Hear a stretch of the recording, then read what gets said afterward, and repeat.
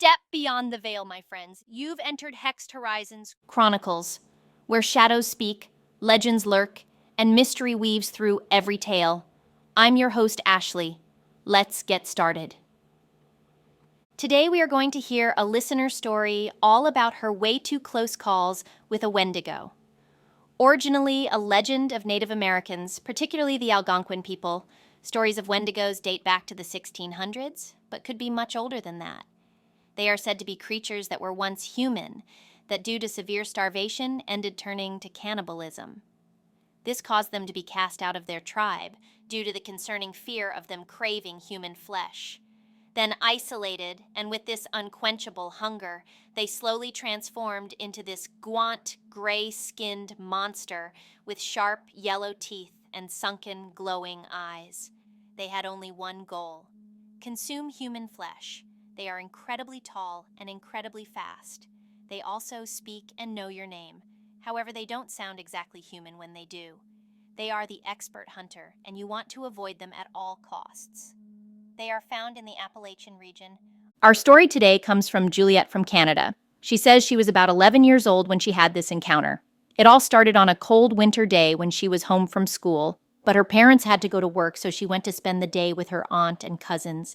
She describes her aunt as someone who was very eccentric and was known at times to be a little dramatic, but all in all, Juliette loved spending time with her and her cousins.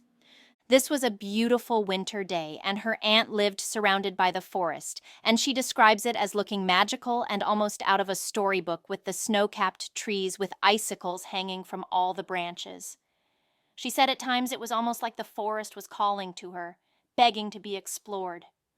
However, she knew that wouldn't be possible, as her aunt's one big rule was that none of the kids were ever allowed to explore the forest, especially alone. Juliette had always thought it was due to the local encounters with bears and wolves, but on this day, she learned it was truly because of a more dangerous predator, one that most people only know as an urban legend, the Wendigo. Most of the day went normally with Juliette playing Barbies and hide and seek with both of her cousins. However, after dinner, her aunt announced that she had to run to the store and said her older cousin Rachel would watch Juliette and her other cousin Beth. This is where the evening took a turn. Rachel was typically the responsible one in the bunch, but she was using this time to talk on the phone with her boyfriend. Juliette took this as the perfect opportunity to ask Beth to go on a secret adventure out into the forest and finally get to see all of its natural beauty as the sun goes down, a moment Juliette calls one of her biggest regrets. Of course, at first, Beth was very against the idea of going into the forest. Her mother had always warned her of the dangers, but after some pushing from her older cousin, Beth reluctantly agreed to go, and soon they had on their coats and boots and a couple flashlights and quietly slipped out the door as Rachel was none the wiser. The first 10 minutes of them exploring the forest was magical, Juliette had said. Beauty she still wishes she could see one more time.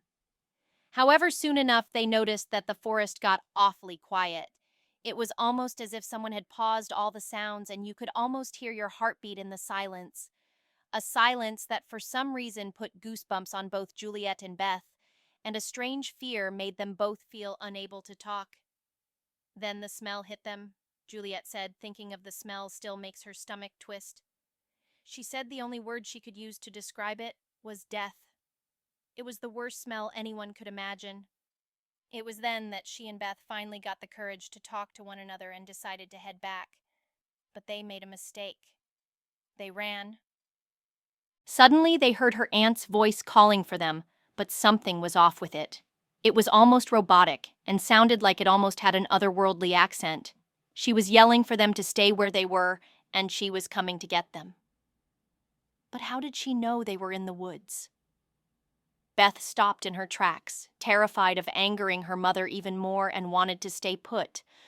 But Juliette just had a sickening feeling something was wrong, and that nothing made sense.